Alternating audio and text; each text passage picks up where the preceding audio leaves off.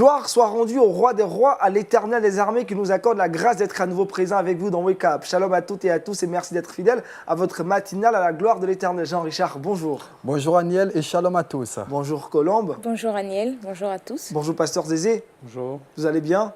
Monsieur Kwabéi, bonjour. Bonjour. Vous allez bien? Très bien. Gloire à l'éternel des armées. Alors Jean-Richard, on vous retrouvera dans Culture et Lecture avec Manu Bolomik, pasteur rappeur. On parlera de lui aujourd'hui. Effectivement, pasteur rappeur camerounais, une histoire assez incroyable qu'on présentera aujourd'hui. Et puis dans le Saviez-vous, l'humanitaire chrétien est à l'ordre du jour. L'humanité chrétienne dans son ensemble. D'accord. Et puis Trickbox avec Colombe, comment éliminer les odeurs de chaussures.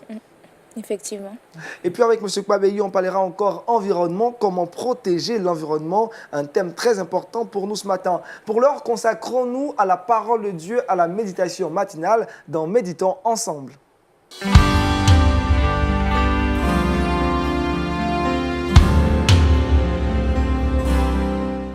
Pasteur Zézé, avec vous ce matin, la méditation porte sur un terme, l'obéissance. Oui, l'obéissance parce que c'est un facteur très déterminant dans le service de Dieu et surtout dans la marche avec le Seigneur parce qu'il tient beaucoup à l'obéissance. C'est pourquoi même dans 1 Samuel 15, il dit l'obéissance vaut mieux que les sacrifices. Vous savez que nous sommes tous enfants de Dieu, mais Dieu se penche particulièrement vers ceux qui lui sont obéissants, qui se soumettent à sa volonté. Nous allons voir par exemple le cas d'Abraham à qui il demande de sacrifier son fils. Abraham a obéi et par obéissance, il a amené son fils jusqu'à sur le mont Moriah pour le sacrifier. Mais comme Dieu est un Dieu de résurrection, est un Dieu de miracles, et comme il a vu l'obéissance d'Abraham, il a dit que cette fois-ci, je sais que tu m'aimes et tu es vraiment mon serviteur. J'ai découvert que tu as foi en moi. Au lieu de tuer ton enfant, je te donne un bélier. En lieu et place d'Isaac, Dieu a donné un bélier parce que simplement il a obéi. Et donc, je veux souligner ici que l'important de l'obéissance, le tout n'est pas d'être chrétien, mais est-ce qu'on est conforme, est-ce qu'on obéit à la parole de l'Éternel? La parole de l'Éternel doit nous amener à être obéissants quand Dieu parle. Quand Dieu dit quelque chose, ce n'est pas à négocier, ce n'est pas à débattre, c'est à accepter. Ou alors on devient rebelle, ou alors on devient enfant soumis.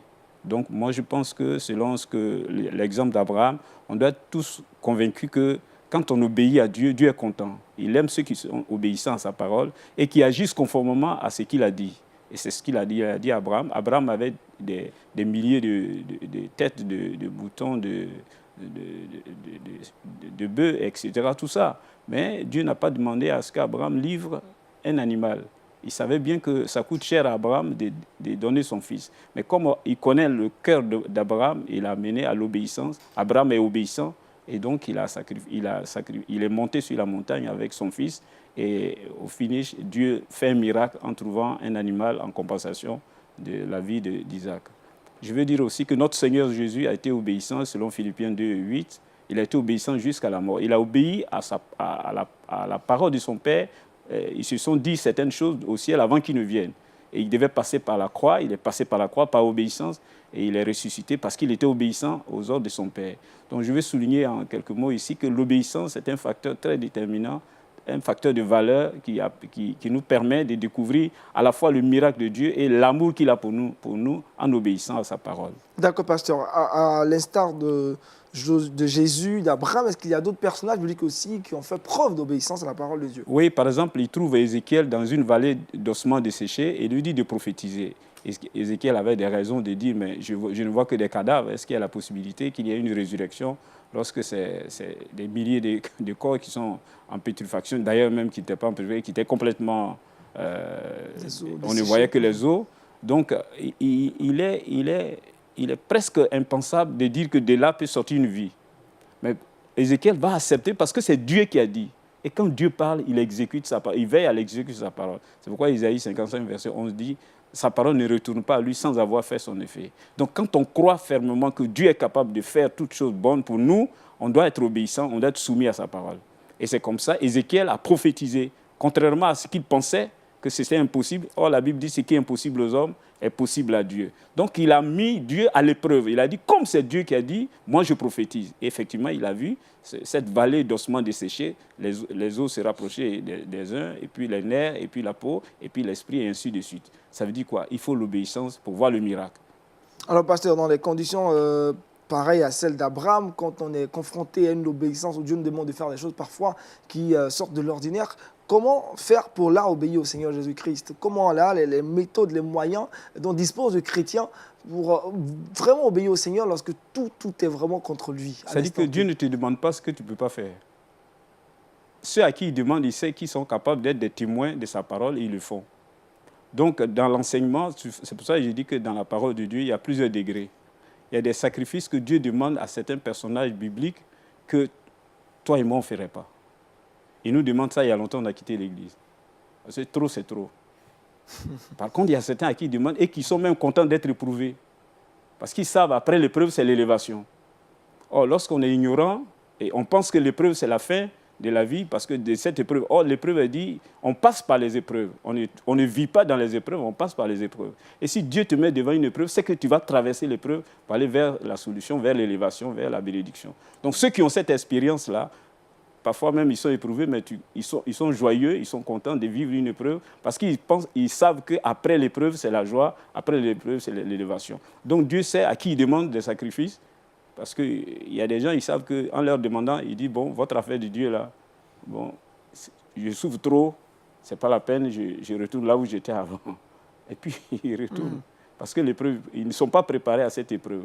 Mais ceux qui sont préparés à l'épreuve, Dieu sait que ceux-là, ils sont capables de démontrer par leur persévérance, par leur courage, par leur victoire, que Dieu est vraiment Dieu, il est Dieu qui vit, il est Dieu qui se manifeste, il est le Tout-Puissant. C'est comme ça que nous avons le cas d'Abraham, nous avons le cas d'Ézéchiel, et puis bon, même les disciples de Jésus, parce qu'il leur a dit d'aller puiser de l'eau, alors qu'ils avaient besoin de vin. Quelle idée! Certainement qu'ils ont enclenché une discussion à ce sujet-là. Bon, les gens ont besoin de vin, et puis notre maître, on ne sait pas qu'est-ce qui se passe par la tête, il nous dit d'aller chercher de l'eau. Bon, ça peut arriver, c'est pourquoi je dis qu'il y a un doute qui est positif, puis il y a un doute qui est négatif. Bon, le doute positif, c'est que malgré qu'on doute, on va faire l'action. Et on voit le résultat, et puis c'est ça qui efface le doute, c'est ça qui enlève, c'est ça qui crée l'équilibre. Donc les disciples ont obéi, parce qu'ils savent que leur maître est capable de faire beaucoup de choses. Tout ça, ça demande, ça relève de la connaissance de ce Dieu avec lequel on marche. Quand on le connaît profondément, on sait que rien ne lui est impossible. Mais quand on le connaît moitié-moitié, il y a des zones où il est maître, il y a des zones où on est maître soi-même, ça devient difficile à gérer. Mais à ceux à qui il demande de faire des grands sacrifices, c'est qu'ils sont capables de démontrer par A plus B que leur Dieu est un Dieu de victoire, un Dieu de miracle. Jean-Richard? Pasteur, nous connaissons Dieu, nous connaissons ses hauts bienfaits, mais n'empêche que nous connaissons également les prescriptions, ses commandements, mais n'empêche que par moments nous péchons, nous désobéissons. Comment est-ce que ça s'explique? Viscéralement, l'être humain est porté par la loi de la pesanteur, est porté vers le mal. C'est-à-dire qu'on fait des efforts pour se maintenir debout, mais le péché, comme nous sommes nés de la terre et que nous sommes nés de la poussière, il y a une force d'attraction qui s'exerce continuellement, permanemment sur l'homme pour l'amener à la terre, pour l'amener au péché, pour l'amener à son stade de péché. Donc, comme l'Esprit de Dieu est en nous, il nous mettait en équilibre. Donc, ça peut arriver. Maintenant, ça dépend de celui qui est tenté, celui qui passe par ce problème, quelle est sa capacité d'alimentation. Est-ce que ces aliments spirituels sont plus importants que ces aliments qui satisfont ses désirs personnels? Ça aussi, ça peut entraîner des déchéances, des chutes, parce que si tu ne commences pas par méditer la parole de Dieu, tu ne l'appliques pas à ta vie, naturellement tu laisses des zones à l'ennemi de venir pénétrer dans des zones de sécurité et de troubler ton équilibre. Mais c'est pour ça qu'il est important de se nourrir permanemment de la parole de Dieu, parce que c'est elle qui nous permet d'être efficaces, de tenir devant l'ennemi. C'est pourquoi la Bible dit « Résistez au diable et il fuira loin de vous ». Alors, pour lui résister, il faut être équilibré, il faut que ton alimentation soit équilibrée. Alors, si tu pries une fois par semaine, tu lis ta Bible une fois par semaine, c'est une sous-alimentation. Donc, tu peux être atteint de kwashiorkor, du marasme, ces maladies, simplement qui sont dues à une sous-alimentation. Donc, le même phénomène se produit dans la parole de Dieu aussi. Celui à qui tu donnes plus à manger, c'est lui qui est plus fort. Si tu donnes à manger plus à la chair l'emporte sur l'esprit. Par contre, si tu nourris beaucoup l'esprit l'emporte sur la chair. Et donc, il y a des choses qui peuvent arriver. Et puis, parce que l'Esprit de Dieu étant en toi, la parole de Dieu étant là, et la constance, l'attachement à Dieu étant là, l'ennemi viendra, mais il ne réussira pas à t'ébranler. Il peut t'éprouver, mais il n'arrivera pas à t'ébranler parce qu'il sait que tu es fondé sur le roc. Est-ce qu'il y a... Vas-y, Colombe, vas-y. J'ai juste dit Amen. D'accord, on a cru qu'il Est-ce y avait qu'il une existe question. des degrés de désobéissance? Est-ce que la désobéissance, on peut Bon, il y a des la désobéissances graduer? qui sont infantiles, qui sont liées à l'immaturité. C'est-à-dire qu'on ne sait pas encore, il ne sait pas mettre la différence entre la droite et la gauche. Donc, pour lui, bon, il est enfant de Dieu, il peut pécher, mais ça dépend aussi de son niveau de compréhension de la parole de Dieu. Maintenant, il y a des gens qui pêchent volontairement. C'est-à-dire, ils savent que ce n'est pas bon, ils disent, mais on a fait comment?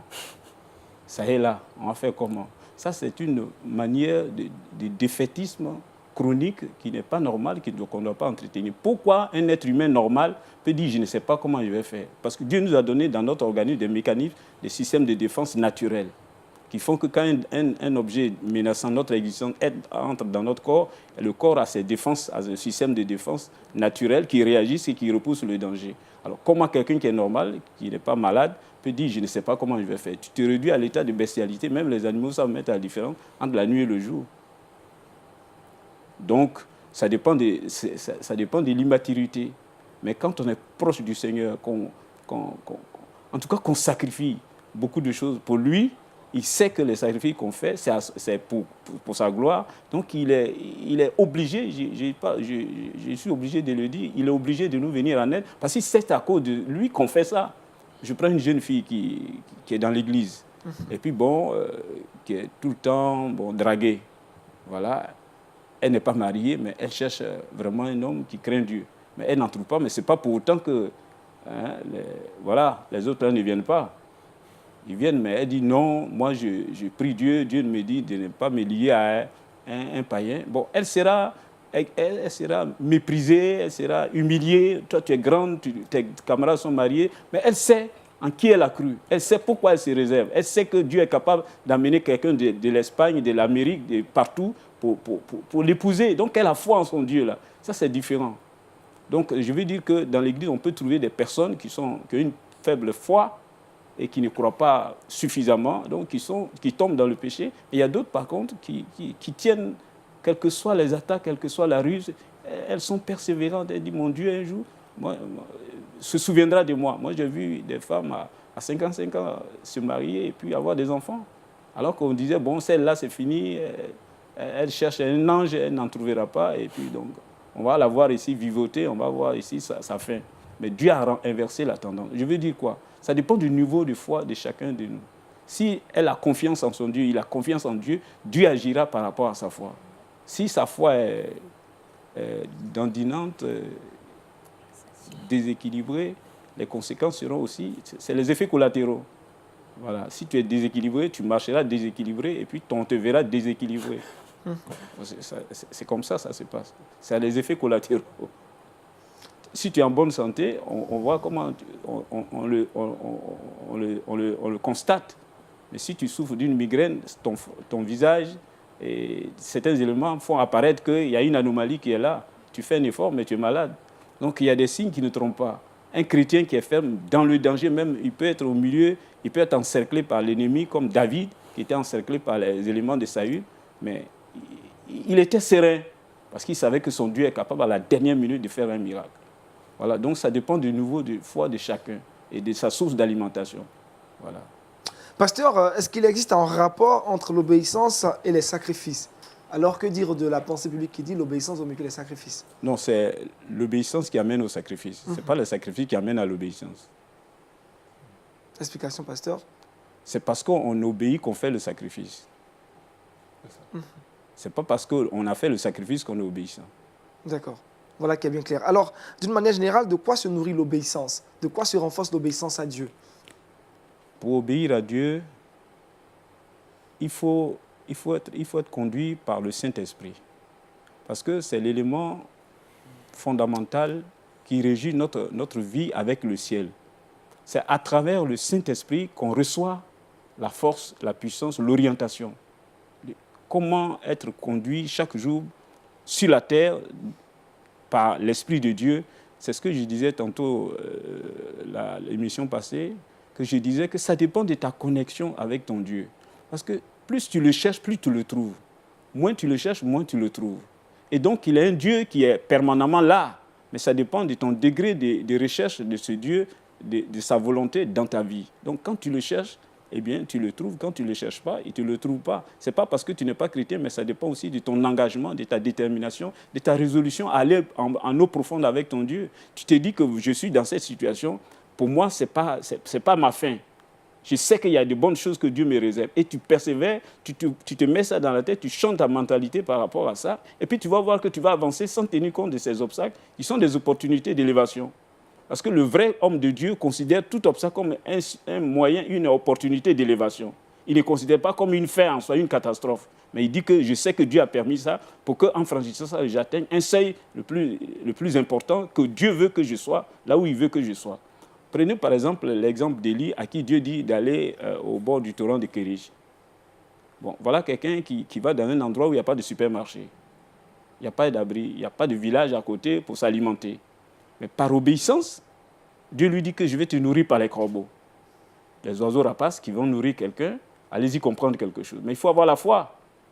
Pour y aller, il faut avoir la foi. Voilà. Donc quand Dieu dit une chose, il faut l'exécuter et puis tu vois le résultat. Donc il est parti par la foi, le torrent a séché, mais sa mission était de sauver une veuve. La finalité de son action, de son épreuve, était de sauver une veuve qui était à la limite de sa vie, qui vivait même déjà une situation cadavérique. Elle dit que nous mangeons ce pain et puis nous mourrons. Donc, il fallait que Dieu envoie Élie sous une forme d'épreuve pour sauver la vie d'une personne qui était à l'extrémité de ses possibilités. Donc, Dieu a des plans insondables. Quand il veut te bénir, il a ses chemins, il a ses voies, pourvu que tu sois obéissant. Pasteur, quel est l'héritage qui est réservé ou la promesse qui est rattachée à l'obéissance? C'est la bénédiction. On a vu qu'Abraham, Dieu lui a dit, tes descendants seront plus nombreux, vous allez posséder les territoires, vous serez grand, tu seras grand, tes enfants seront nombreux comme tout ça, c'est l'obéissance, ce sont les effets collatéraux de l'obéissance. Quand on obéit, Dieu est content. Dieu nous voit comme des enfants obéissants, il nous récompense. D'accord, pasteur. Aujourd'hui, selon votre constat, qu'est-ce qui s'oppose à l'obéissance des chrétiens à Dieu? C'est le combat entre la volonté de Dieu et les désirs humains. Tu peux avoir envie de manger, par exemple, du pain. Hein, et puis tu sais que le pain est là et tu peux le manger. Mais il ne t'appartient pas. C'est vrai que c'est un pain, il est mangeable et il est fait pour être mangé, mais il ne t'appartient pas. Tu te dis, parce que j'ai faim, moi je me prends ce pain et peu importe à qui il appartient, je le mange. Le problème n'est pas avec le pain, le problème est la satisfaction de tes désirs par rapport à la volonté de Dieu. Donc tu privilégies tes intérêts personnels, humains, par rapport à la parole de Dieu. C'est là la faiblesse. C'est-à-dire que tu peux être chrétien, mais devant une situation, quelle est ta capacité de résistance pour discerner non, je peux le faire, oui, non, je ne dois pas le faire, oui, je peux le faire. C'est là que se détermine la position du vrai chrétien qui est engagé avec le Seigneur et dira, tu ne voleras pas. Et comme ça ne m'appartient pas, si je le prends, j'ai volé. Donc, je ne vole pas. Je ne mange pas. Même si je dois mourir de faim, je préfère mourir de faim que de manger ce pain parce qu'en le mangeant, je viole les principes divins. Donc, je suis en contrefaçon avec l'Éternel. Je mérite la sanction. Or, pour éviter la sanction, je ne mange pas ce pain. Donc, il va se priver de ce pain pour avoir la grâce et la bénédiction de Dieu sur lui. Alors, pasteur, que faire quand on reconnaît son état de pécheur, quand on reconnaît son état d'avoir désobéi au Seigneur? Que faire pour revenir sur une nouvelle base? Il faut se repentir, il faut se confesser. Parce que, vous savez, la confession est très importante. C'est comme quelqu'un qui est constipé. Et puis, des constipations chroniques. Une telle personne, il ne faut pas lui donner à manger. Parce que ce qui est parti depuis hier n'a pas encore été évacué. Donc, ça fait un amas d'éléments incompatibles.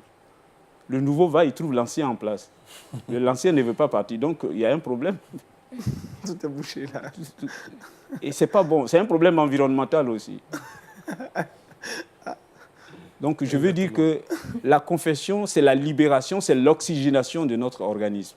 Quand tu confesses, Dieu est content parce que confesser, c'est dire exactement la même chose, homologuéo. C'est-à-dire, quand tu confesses, tu dis exactement ce que Dieu a vu de mal. Il ne faut pas brosser, il ne faut pas tarauder, il ne faut pas arranger ce que Dieu voit comme péché. Tu dis non, c'est parce que bon, j'avais faim, non, c'est parce que, non, vous savez, les circonstances dans lesquelles je me trouvais me mettaient dans l'impossibilité. Ça, c'est des arguments. Est-ce que c'est valable devant Dieu? Dieu dit, tu as mangé ce pain-là. Il ne t'appartient pas, tu l'as mangé. Va dire au propriétaire que c'est moi qui l'ai mangé. C'est ça le vrai chrétien. Non, Seigneur, tu connais, tu me comprends. Toi-même, tu sais que c'est difficile. J'ai mangé déjà le pain. Et si on me dit d'aller chercher le pain, je fais comment? Alors, ces allégations-là ne tiennent pas devant la volonté. Tu as mangé le pain de quelqu'un. Il dit qui a mangé ce pain? Tu dis, c'est moi qui l'ai mangé. Pourquoi j'avais faim? OK.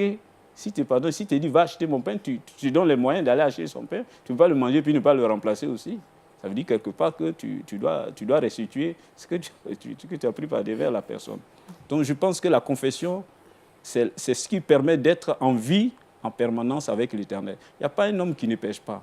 Il n'y a pas quelqu'un sur la terre. Mais c'est la capacité qu'on a de reconnaître son tort et le confesser, c'est ça qui est apprécié par Dieu. C'est-à-dire tu fais une chose et tu sais que tu as désobéi à Dieu. Tu vas devant ce Dieu-là, tu dis, papa, je reconnais que tu es saint, tu es souverain, tu es puissant, mais voilà ce que je fais, je te demande pardon. Dieu accepte, quiconque confesse son péché est pardonné. Donc maintenant, il ne peut pas se dire, moi, puisque Dieu est un Dieu de pardon, je vais pécher, et puis il va me pardonner parce que de toute façon, il est compatissant. Ça, c'est des prétextes qui ne tiennent pas devant l'Éternel. Est-ce que tu avais la possibilité d'échapper, oui ou non? Une fois, quelqu'un m'a posé la question comme ça. Bon, il y avait des personnes qui voyageaient à bord d'un car et puis le car est tombé en pleine nuit en panne. Et puis il y a des malfrats qui sont sortis de la brousse pour agresser. Et puis ils ont dit à une femme, on couche avec toi ou bien alors on te tue. La femme n'ayant personne, elle a dit, bon, mais écoutez, je suis mariée, mais faites ce que vous voulez. Et puis ils ont abusé d'elle. Parce que c'était en pleine route, en pleine forêt, en pleine nuit. Qu'est-ce qu'elle va faire? Qu'est-ce qu'elle avait? Alors, est-ce que son mari est capable de comprendre cela? Même si elle le dit, est-ce que son mari est capable de comprendre cela? Est-ce qu'on peut accepter une telle chose? Mais si tu es chrétien, tu vas dire, bon, c'est une situation, c'est un accident de circulation. Un accident, on peut pécher par accident.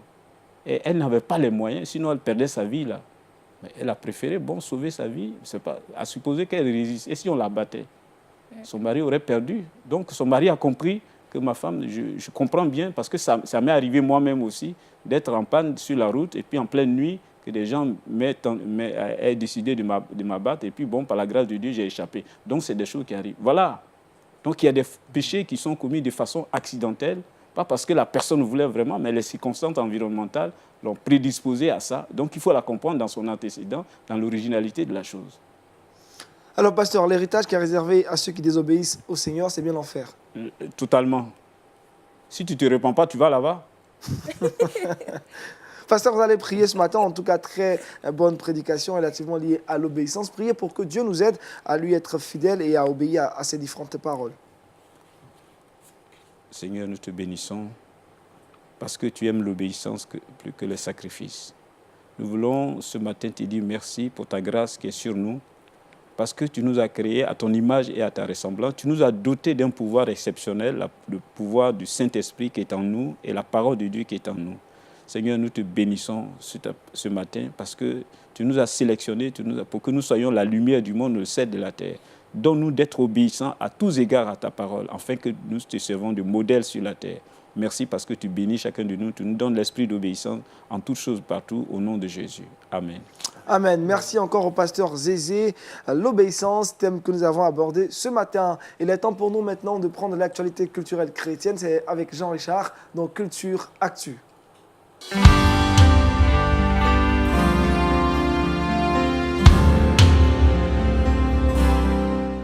Jean-Richard, dans Culture Actu, aujourd'hui, on parle de musique, on parle du style rap, mais aussi d'un pasteur. Son nom, c'est Manu Bolomik. Effectivement, Manu Bolomik est le centre d'intérêt de Culture Actu aujourd'hui. On a décidé de faire un gros plan sur cet homme de Dieu parce qu'il a réalisé de belles choses, il réalise de belles choses et de bonnes choses. Il est né le 18 novembre 1980, il est chanteur de hip-hop au niveau de la France. Figurez-vous que pour son histoire, il a grandi dans une famille monoparentale avec sa mère dans les quartiers pauvres de Yaoundé. Il a connu la violence, il a connu l'alcool, le banditisme. En troisième, il se fait renvoyer de l'école. Mais il connaîtra le Seigneur quelques années plus tard. Et grâce à Dieu, il s'installe en France en 1999. Et lorsqu'il s'installe en France, il poursuivra, il continuera ses études. Et il aura une maîtrise d'économie en 2004 à l'université de Pau.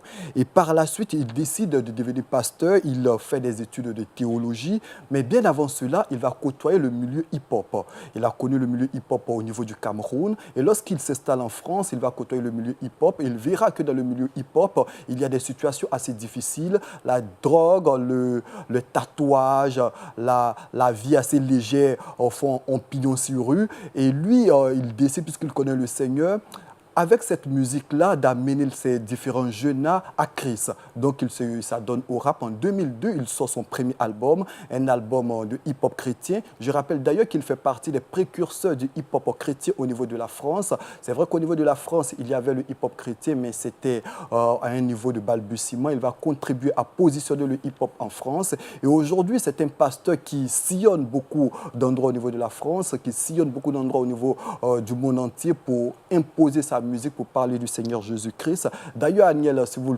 voulez, on vous propose un beau pourquoi pas de l'une de ses chansons. On y va, Jean-Richard. Manu Bolomique. Ça va ou pas?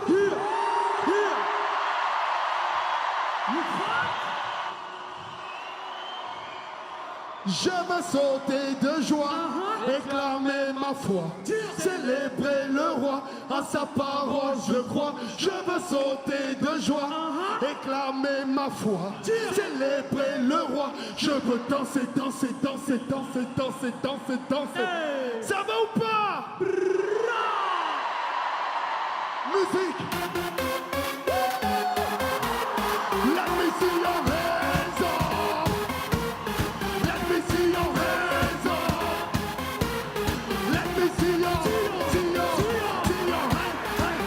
je veux sauter de joie, réclamer ma foi, célébrer le roi, en sa parole je crois. Mais je veux sauter de joie, réclamer ma foi, célébrer le roi. Je veux danser, danser, danser. Je veux sauter de joie, réclamer ma foi, célébrer le roi, en sa parole je crois. Mais je veux sauter de joie, réclamer ma foi, célébrer le roi. Je veux danser, danser, danser. Non, non, non, non, plus besoin de chercher. Non, non, non, non, moi lui j'ai tout trouvé. Non, non, non, non, plus besoin de cogiter. Non, non, non, non, je sais qui a les deux. Non, non, non, non, je serai plus vanté. Non, non, non, non, les chaînes sont tombées. Non, non, non, non, j'ai quitté pigeonnier. Non, non, non, non, j'ai plus prisonnier. J'ai besoin de crier, me tel n'est pas une option à envisager. Cette explosion d'amour vécu, à moi de faire émerger. Oh, j'ai découvert que Dieu est bon, qui nous a fait un don. Jésus, l'essentiel maillot, avant la peine tout pousser. Je veux sauter de joie,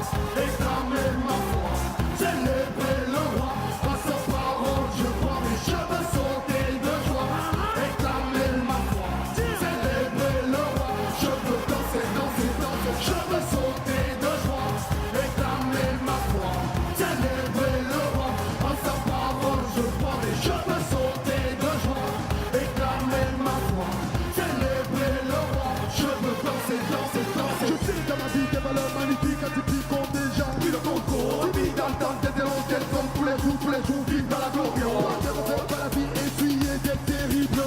Non, il fait vite pour toi, ma roi, j'y guéris. Oh, ça te fait du bon. Je lance un appel à tous les paumés, les brisés, défigurés, les blessés, à tous ceux qui aident tout droit en train de sonner. Ceux qui ont le cœur noir, ceux qui sont brillés. J'annonce que je veux la vie, la vérité. Tout est accompli, la solution est trouvée. Un seul mot, il a couru pour t'aider.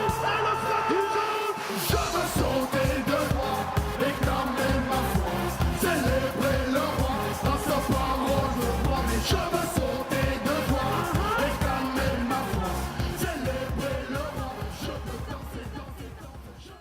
Très belle chanson, Jean-Richard de Manu Bolomique, pasteur rappeur. Ah oui, pasteur rappeur. Il faut rappeler également qu'il y a un documentaire qui est sorti sur Manu Bolomique. Je viens de l'album, sorti en 2014. Il a également sorti un ouvrage qui est une œuvre autobiographique. Il relate son histoire, son parcours assez difficile, comment il a connu le Seigneur, comme quoi avec cette histoire-là, il peut permettre à des jeunes qui ont la même expérience, qui ont connu les mêmes difficultés que lui, de sortir de cet enfer-là, question de marcher avec le Seigneur et d'être vainqueur dans cette vie. Pasteur Zézé, vos impressions, un pasteur qui fait du rap et qui s'inspire de son histoire pour toucher aussi la vie d'autres personnes. Si le rap lui permet d'évangéliser, tant mieux. C'est un instrument d'évangélisation. Il arrive à gagner des âmes à Christ par rapport à ça. Tant mieux. C'est un bon disciple. Voilà. Voilà qui est bien clair. Jean-Richard, on rappelle Manu Bolomik. On peut Ah oui, Manu retrouver- Bolomik, très belle chanson, de bonnes œuvres de Manu Bolomik à retrouver sur son site internet. Et puis il y a un ouvrage qu'il a sorti également, La Révolution du pasteur rappeur, que vous pourrez également commander sur son site. Un ouvrage assez intéressant. J'ai lu quelques bonnes pages de cet ouvrage-là. Je vous le recommande vivement. C'est une histoire assez particulière de Manu Bolomik et j'espère que cette histoire-là va vous inspirer et pourquoi pas vous faire sortir de l'enfer que vous vivez par moment. Merci à Jean-Richard qui nous a parlé aujourd'hui du pasteur rappeur Manu Bolomik depuis la France. L'invité du Wake Up, lui, il est très bien installé. On y va maintenant pour parler d'environnement dans l'invité du Wake Up qu'on reçoit.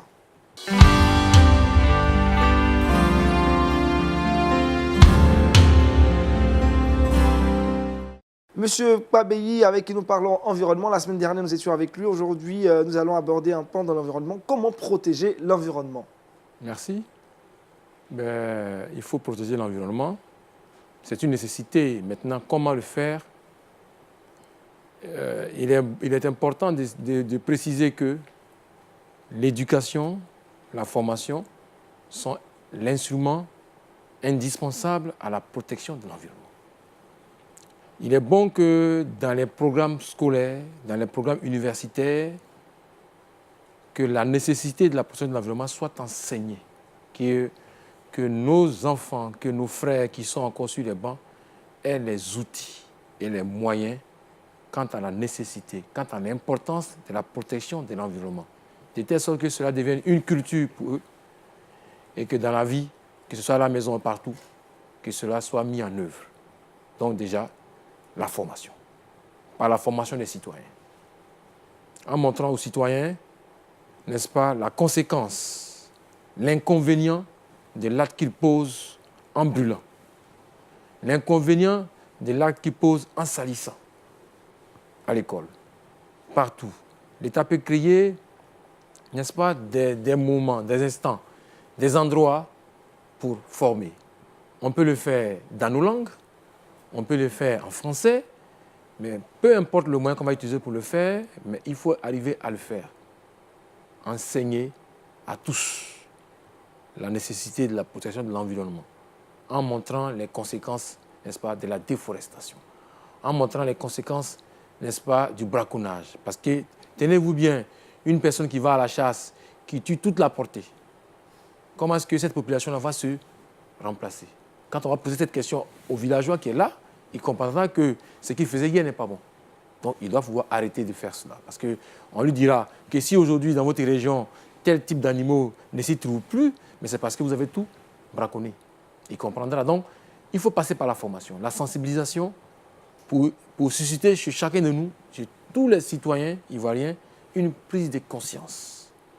Lorsque ce déclic va se produire, alors on sera sur la bonne voie.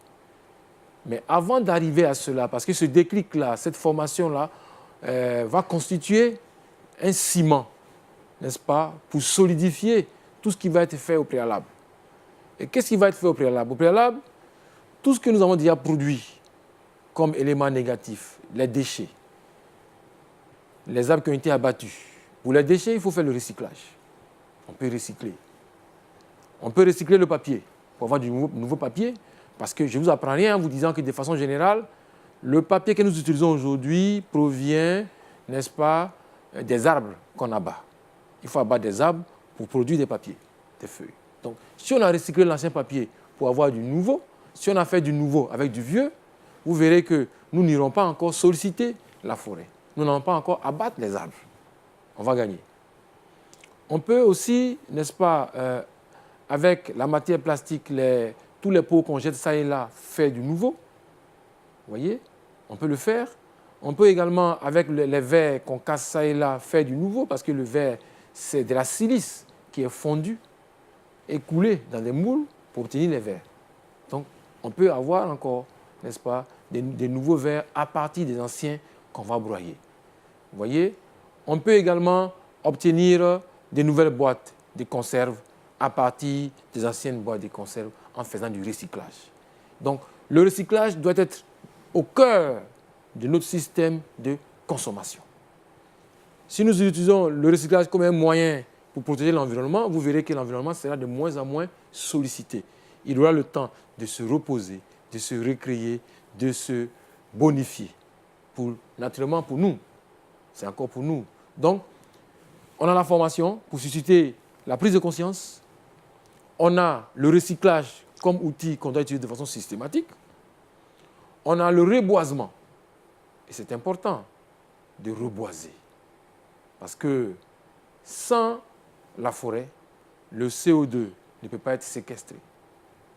Et si ce n'est pas séquestré, alors cela va agresser la couche d'ozone. Donc, il faut reboiser.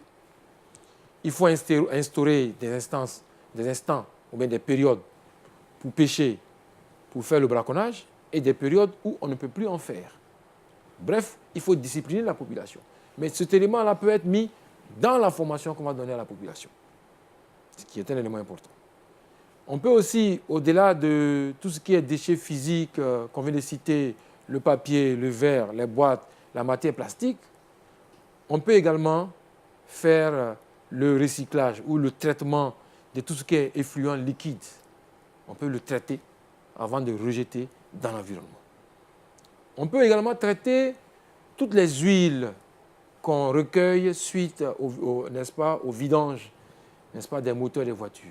Tous ces éléments doivent être recyclés, doivent être travaillés avant d'être rejetés dans la nature. Et ce produit-là peut être utilisé dans d'autres domaines d'activité pour faire autre chose avec. Donc le fait qu'on déverse tout cela dans l'environnement est une chose très nuisible à l'environnement parce que comme c'est un métal lourd, comme l'huile est lourde, au fur et à mesure que le temps passe, c'est vrai qu'il y a une partie qui va s'évaporer, mais l'autre partie rentrera dans le sol pour rencontrer tôt ou tard la nappe phréatique. Et la conséquence, on la connaît. Nous allons boire cette eau. C'est vrai qu'on me dira qu'on va traiter les eaux. OK, on va traiter. On y mettra combien pour traiter, pour arriver à une eau potable? Vous voyez?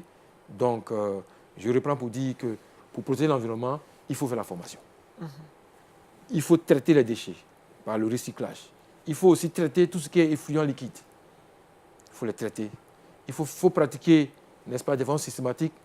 Et il faut reforester. Il faut recréer de nouvelles forêts en plantant des arbres. Et surtout, il faut accorder aux espaces classés un caractère sacré. C'est écrit dans la loi qui porte sur le code de l'environnement. Hein, c'est écrit. Ce sont des aires qui sont protégées. Malheureusement, des villages s'y trouvent, des plantations s'y trouvent, des écoles s'y trouvent. C'est contraire, n'est-ce pas, au contenu du code de l'environnement. Donc, les espaces classés doivent avoir un caractère sacré. On ne doit pas y aller. Ces espaces doivent rester là pour nous permettre de continuer à vivre. Donc, voilà ce que je peux dire en substance quant aux moyens pour permettre à l'environnement de se rééquilibrer. Parce qu'il est aujourd'hui fortement déséquilibré par les hommes que nous sommes. D'accord. Alors pour vous, vous croyez qu'il est important déjà au niveau de la formation de commencer par le bas âge, par le primaire? Oui, il faut commencer par le primaire. Commencer par le primaire, après on arrivera au secondaire, n'est-ce pas, au supérieur, etc. Nous, par exemple, au niveau de notre entité, sans faire de publicité dont je ne citerai pas des noms, nous avons décidé, n'est-ce pas, de sensibiliser ceux qui sont encore sur les bancs. Nous avons obtenu l'autorisation de le faire. Nous avons eu des entreprises qui nous accompagnent dans le projet. Juste après les congés de Pâques, nous allons commencer l'activité de sensibilisation de nos enfants, de nos petits frères, quant au respect de l'environnement. Donc d'ici, je dirais, maximum 1 mois, vous verrez dans la ville, n'est-ce pas, l'écriteau, une opération devoirs verts. Parce qu'à l'école, on fait des devoirs. Donc, lorsqu'on dira à l'enfant qu'il est bon pour lui de protéger l'environnement avec tout ce que cela comporte, c'est pour lui un devoir. C'est pour lui un devoir. Donc, quand vous verrez opération de devoir vert, vous verrez qu'effectivement, c'est de ça qu'il s'agit. Donc, il nous faut protéger l'environnement. Nous devons protéger l'environnement. C'est dans notre intérêt pour que nous puissions vivre. L'enfant, il vous dira, vous posez un acte qui n'est pas bon, l'enfant vous dit, papa, maîtresse dit qu'on ne fait pas ça. Il vous le dira de façon naturelle. Parce que lui, il a compris. Donc oui, nous allons commencer par les enfants et nous irons au fur et à mesure. Parce que l'enfant arriver à la maison, pourra apporter le message à ses parents, à papa et à maman, à ses frères et sœurs qui n'ont pas eu cette chance-là dans ce temps-là. Cette stratégie a réussi ailleurs? Ah oui. Ah oui, dans les pays développés, ça a réussi. C'est pourquoi aujourd'hui, dans les pays développés, le tri est devenu une culture. Le tri est devenu une culture. Ils ont des déchetteries et vous allez chez vous à la maison, vous avez fait de la tonte par exemple, vous ramassez tout, vous envoyez à la déchetterie. Et c'est enseigné au primaire, c'est enseigné à la maternelle. On apprend aux enfants comment faire le tri en fonction des couleurs des bacs. On dit tel type de déchets, voici la couleur, n'est-ce pas, où on met ce type de déchets, ainsi de suite. Donc c'est une question de code couleur. Vous voyez, c'est comme ça. Donc l'enfant déjà, à l'école, il apprend. Déjà à l'âge de 4 ans, l'enfant sait déjà qu'il faut faire le tri. Il sait pourquoi il faut faire le tri et il sait où on met quoi. Dans quel bac à ordures qu'on met ce qui est métallique, qu'on met ce qui est du papier, qu'on met ce qui est plastique, qu'on met ce qui est verre, etc. Ou bien qui produit de la tonte. C'est connu à l'avance déjà. Jean-Richard? C'est un projet intéressant, une initiative salutaire. C'est vrai que les entreprises vous accompagnent. Qu'en est-il des autorités étatiques? Au niveau des autorités étatiques, nous avons reçu l'autorisation du professeur Ly Ramata, qui est le ministre de l'Enseignement supérieur et de la recherche scientifique. Nous avons reçu l'autorisation de faire cette activité-là. Autorisation, mais mieux, l'encouragement. On a même été reçu seulement hier par une structure étatique qui s'occupe de ces activités-là. Hier, on a été reçus pour dire que ces personnes-là sont sensibles à ce qui est fait. Elles sont conscientes de l'importance de ces activités-là. Parce que si rien n'est fait, si nous croisons les bras, nous verrons que ça va être compliqué. Quand il pleut, on a tous constaté qu'en 30 minutes, il peut tomber une quantité de pluie qui est telle que le sol n'est pas capable, n'est-ce pas, de récupérer toute cette eau-là. Et donc, il y a inondation. Et c'est ce que moi j'appelle communément les pluies numériques. Parce que le numérique, un petit élément pour beaucoup d'informations. Hier, on avait les pluies analogiques. Il fallait beaucoup de temps pour qu'il y ait assez d'eau, parce que l'intensité n'était pas élevée. Mais aujourd'hui, nous avons les pluies numériques, malheureusement. Mais tout ceci, c'est le fait, n'est-ce pas, de l'agression de l'environnement. On est là sans qu'il y ait un indicateur qui atteste qu'il va pleuvoir, et puis bon, la pluie est là, elle nous surprend tous. Mais quand elle tombe, la pluie, si vous voulez demain, prenez, quand il pleut, mettez un récipient dehors, et après la pluie, allez-y, regardez ce qu'il y a dedans. Ce n'est pas de l'eau, ou bien ce n'est pas que de l'eau. Dans ce récipient-là, vous trouverez des corps étrangers. Mais ça vient d'où? De nos activités de tous les jours. Voilà. Quand on dit à quelqu'un qui est quelque part de cesser de brûler les pneus, pour lui, il ne sait pas ce que ça veut dire. Et pourtant, cela a des conséquences sur l'environnement, donc ça a des conséquences sur la vie. Voilà. Merci. Pasteur, des initiatives sont prises pour lutter, pour protéger l'environnement. Quel est le rôle de l'Église pour aussi protéger l'environnement? D'abord, il y a un facteur décriant, c'est la macrocéphalisation des grandes capitales. Parce qu'il y a le système éducatif qui permet que ceux-ci peuvent aller enseigner, former. Mais il y a des gens qui viennent d'un peu partout, qui ne passent pas, qui n'ont même pas été scolarisés. Et on les trouve massivement dans les rues.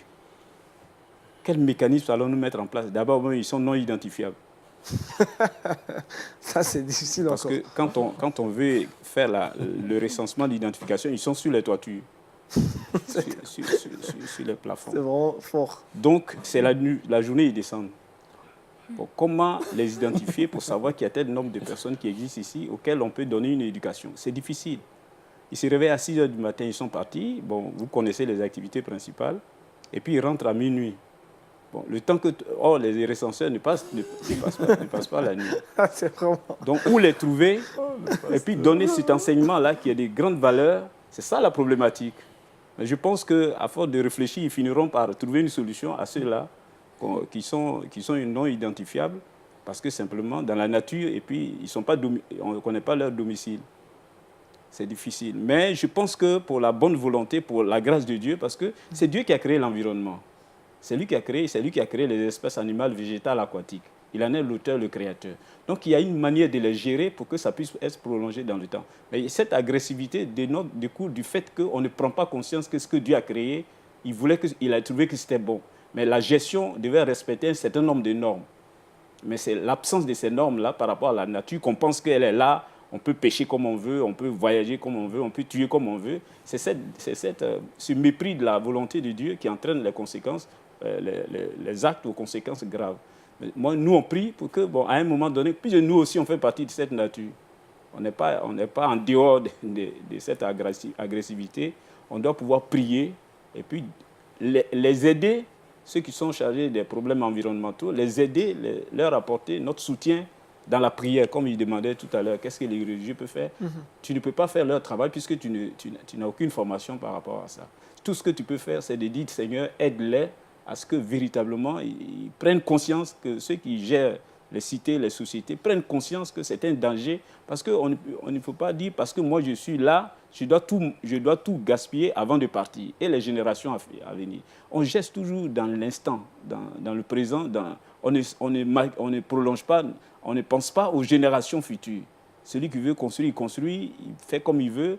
Peu importe si après lui, il y a le déluge, c'est pas lui, ça ne l'intéresse pas. C'est cette activité, cette pensée, j'allais dire, sombre, ténébreuse, qui habite beaucoup et qui fait que ces travaux qu'ils sont en train de mener vont se heurter à une prise de décision. Des gens qui disent, vous, votre affaire là s'arrête là-bas. Ici, là, c'est chez moi, c'est moi qui décide ici. Ils vont faire quoi? Donc, c'est tous ces réunis l'un dans l'autre que je trouve que leur tâche n'est pas facile, mais on va les aider dans la prière et on va apporter notre contribution sur le plan spirituel pour les aider à avancer. On ne peut que les soutenir dans la prière parce qu'ils ont pour mission ça. C'est une mission qui leur a été donnée et ils ne peuvent pas s'en dérober. Mais je souligne ici la délicatesse de la mission en ce sens que lui, il peut avoir une position qui se réfère à la parole de Dieu, pour dire que c'est Dieu qui a créé la nature. Il veut qu'elle soit exploitée dans cette proportion, mais son collègue à lui, qui n'est pas nourri à la même source, peut dire, toi, c'est ta parole de Dieu là que tu veux mettre en pratique ici. Nous, on n'est pas ici pour ça, on est ici là pour ça, et puis tu nous suis ou on te démet ou on t'admet. Tu choisis d'être admis ou tu choisis d'être démis. Donc, pourtant, il y va de sa vie, il vit de ça. Il va dire, d'accord, mais moi je vais prier et puis le Seigneur fera le reste. C'est tout ce qu'il fait en signe de résignation. C'est pour ça que je dis que leur travail n'est pas facile. Ce n'est pas du tout facile. Il faut qu'ils soient appuyés, accompagnés par les hommes de Dieu qui ont la crainte de Dieu et qui peuvent les aider à franchir les étapes. Mon frère, du courage. C'est pas facile, mais on y arrivera. Puisque le Seigneur Merci, pasteur, pour ces conseils. Alors, M. Pagbeyi, encore droit dans les yeux, parler à la population, aux populations, pour la protection de l'environnement. Pour la protection de l'environnement, nous pouvons dire aujourd'hui encore que c'est un devoir de chacun de nous, puisque c'est dans notre intérêt à nous tous. Il est bon qu'on arrête de salir, parce que la rue, je ne dirais pas qu'il n'est pas une poubelle, mais la rue n'est pas la poubelle.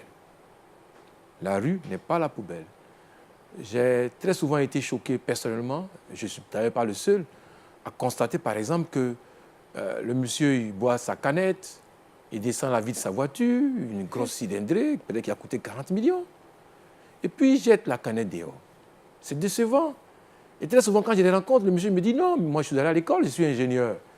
Malheureusement, je leur dis, non, vous n'êtes pas allé à l'école, vous avez traversé l'école. Parce que l'école, il y a au moins 2 entrées. Oui, parce que dans la Bible, c'est écrit qu'on reconnaît un arbre par ses fruits. N'est-ce pas, pasteur? Si. On reconnaît par ses fruits. Quels sont tes fruits? Lorsque tu jettes une canette par-dessus la vitre et tu remontes ta vitre et tu me dis que tu es allé à l'école, moi je suis désolé, je dis non, vous avez traversé l'école, vous n'êtes pas allé à l'école. C'est ce que j'ai tendance, et très souvent, l'habitude de leur dire, parce qu'il faut que notre comportement reflète notre personnalité. Il faut que notre comportement éduque. Ceux qui ont eu la chance d'être allés à l'école, il faut qu'ils soient des modèles pour la société. Parce que s'il n'y a pas de référence, s'il n'y a pas de modèle, mais nous allons tout droit vers le chaos. C'est cela. Donc il faut qu'il y ait des modèles. Il faut que chacun se dise qu'il est le gardien de l'environnement. Il est le gardien de là où il vit. Il doit faire en sorte que lui ne soit pas capable de jeter les ordures partout. Et que quand il a mangé, qu'il ait avec ses ordures les déposer dans une poubelle réservée à cela. S'il n'y en a pas, qu'il les envoie chez lui à la maison. Mais qu'il ne les jette pas dans la rue. Et donc c'est l'affaire de nous tous. Donc on ne dise pas, non, les dames qui sont là, elles sont payées pour ramasser ça. Non, elles ne sont pas faites pour ramasser ça. Elles sont faites pour que le lieu soit propre. Mais ça ne veut pas dire qu'elles sont là pour que tu viennes salir et qu'elles ramassent. Non, il faut qu'on arrête. Voilà ce que nous pouvons dire. Il faut qu'on arrête de continuer à nous comporter de la sorte. Il faut qu'on soit responsable et qu'on soit respectueux, n'est-ce pas, de l'environnement, dans notre intérêt. Parce que quand on vient chez nous en Côte d'Ivoire, quand on voit que c'est sale, on dira qu'ils sont tous sales. Voilà. Est-ce que c'est une bonne image qu'on renvoie à ceux qui viennent nous rendre visite? Elle est négative, cette image. À côté de nous, au Ghana, ce n'est pas le cas. Alors, prenons de bons exemples. Merci à M. Kpabeyi. Avec nous avons parlé de protection de l'environnement et surtout comment protéger l'environnement. Nous, on va maintenant s'intéresser aux astuces naturelles pour lutter contre pas mal de maux. Et aujourd'hui, on va traiter les odeurs de chaussures et c'est dans le Trick Box.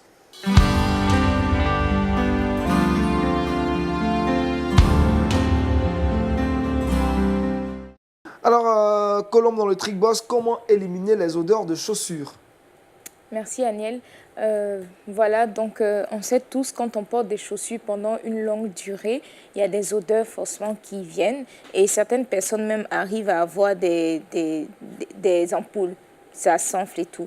Donc pour éviter les odeurs de chaussures, comme première astuce, je propose de la poudre. Alors, la poudre normale que tout le monde utilise, que ce soit les bébés ou les grandes personnes, on utilise la poudre pour mettre carrément sur les pieds afin d'éviter en fait que ça transpire et que ça puisse donner des odeurs après. En deuxième astuce, il y a soit l'orange ou le citron, on utilise la peau. Donc, ne pas forcément jeter la peau des fruits après les avoir dégustés. On peut les garder, les mettre dans la chaussure tout simplement la nuit et le lendemain matin, ça donnera une très bonne odeur. Ensuite, comme dernière astuce, je propose aussi le jus de citron. Donc, on prend le jus de citron, on met quelques gouttes sur le pied comme pommade et aussi ça dégage l'odeur. Donc voilà, c'était tout pour aujourd'hui. C'est vraiment un cas environnemental. Environnement immédiat. Merci à Colombe pour ces astuces. Très rapidement, on retrouve Jean-Richard dans le Saviez-vous.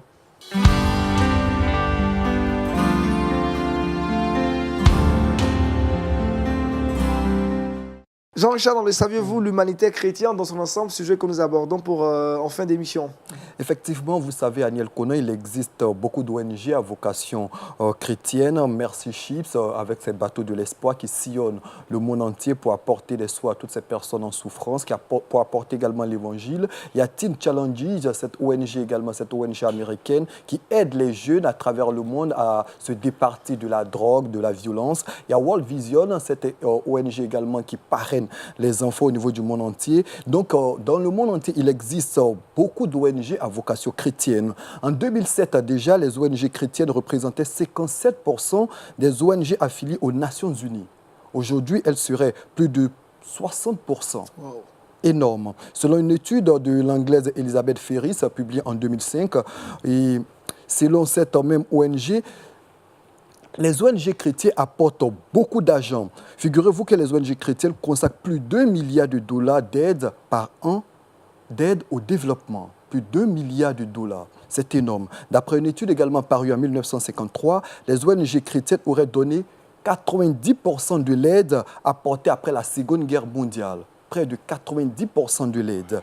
Un tiers de l'aide apportée aux malades du sida résulterait de l'Église, c'est-à-dire des ONG chrétiennes. Ça montre, Aniel Konan, comment les ONG à vocation chrétienne travaillent à travers le monde. C'est vrai qu'elles aident au développement, elles aident à apporter à la santé, mais elles évangélisent à travers leurs différentes actions. C'est le lieu de prier pour ces différentes ONG qui agissent à travers le monde pour la bonne marche également de ce monde qui est en perpétuel bouleversement, des crises un peu partout. Et il faut les saluer, il faut prier afin que Dieu même puisse les fortifier dans leurs différentes actions. D'accord. Pasteur, appréciation, ces ONG qui offrent beaucoup dans l'humanitaire, les ONG chrétiennes. On ne peut que prier pour que cela se perpétue parce que c'est une très bonne initiative et avec le taux de pourcentage qui a été mentionné tout à l'heure, on ne peut que se réjouir de ce que l'Église peut avoir un impact sur la société si elle prend à cœur certains problèmes, certains domaines vitaux de la vie d'un être humain. Voici que les ONG chrétiennes à vocation, les ONG à vocation qui sont chrétiennes, voilà ce qu'elles sont capables de faire. À supposer que cela ait un impact sur la Côte d'Ivoire, vous verrez qu'il y a des choses qu'on demande à l'État de faire, mais l'État est étranglé. L'État est étranglé par ses charges. Elle est même endettée, parfois même on nous appelle pays, petit pays, PPTE. PPTE. alors qu'on n'a pas demandé ce nom, mais c'est ce qu'on vit qui nous a entraînés là. Donc les ONG peuvent être un système de relais, peut prendre le relais pour aider l'État. Et c'est ce qu'ils sont en train de faire là. Vraiment, je bénis le Seigneur pour ces ONG, que le Seigneur fortifie les assiste et que ça aille de l'avant pour la seule gloire de notre Seigneur Jésus-Christ. Merci au pasteur. Colombe, le verset boussole. Alors, 1 Jean chapitre 2, verset 3, « Si nous gardons ses commandements, par là nous savons que nous l'avons connu. » Si nous gardons ces commandements, par là nous savons que nous l'avons connu, a dit le verset. C'est avec ce verset que nous mettons fin à cette émission. On a été très heureux d'être avec vous. On espère également que vous avez passé un très bon moment avec vous. Et puis également, on se donne rendez-vous pour un autre épisode de Wake Up. D'ici là, restez connectés sur les programmes de Lumière du Monde Télévision. Shalom chez vous et très bonne journée à vous.